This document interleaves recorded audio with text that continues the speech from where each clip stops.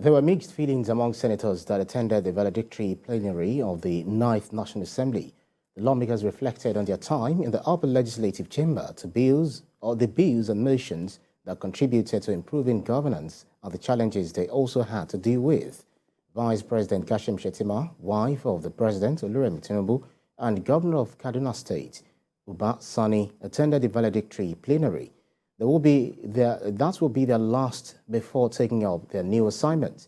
TVC News National Assembly correspondent Jesu Adeoye reports.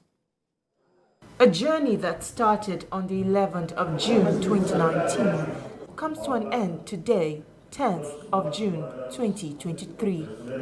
This is the last time senators will convene to make laws in the 9th National Assembly. It is different strokes for different folks among the senators of the Federal Republic.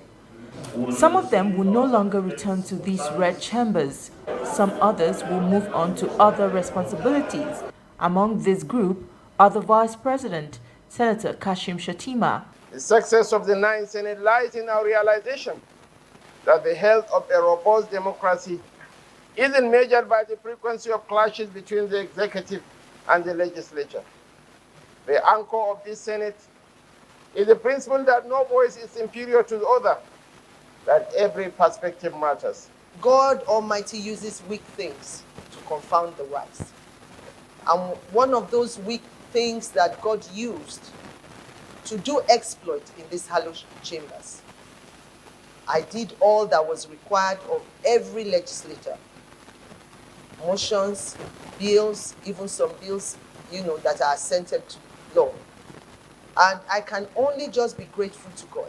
Since I came to the 9th Senate, I have applied myself fully to the task of lawmaking, representation, oversight, and constituency service. I sponsored 32 bills, and 7 of them have been passed by both House of Representatives and the Senate. Emotions were also expressed at this valedictory ceremony. Lawmakers struggled to hold back tears as they recounted the good, the bad, and the ugly moments, and how far they have come in representing their people. When the PDP that I was its governor for 2 terms was being formed, I brought every money they used in forming that party, every penny. I want to thank my colleagues for giving me these 4 years of uninterrupted support, because this country is not fair to so many of us. You can see the way this government has started. There's no doubt that we are going to be lucky as a nation that we have a man who was involved in the enthronement of democracy. Everybody expects that the Senate or the National Assembly would be led or would hold its activities on partisan grounds. I dare say this is probably the least partisan assembly that we've had since the advent of democracy in 1999. This Senate introduced 874 bills, out of which 162 of the bills have been passed, and 104 of them have gotten the President's assent, setting a record that surpasses the work rate of previous parliaments. Now the spotlight will move to the 10th National Assembly, as the leadership context already gives a sense of what to expect. Jesu Adeoye, TVC News.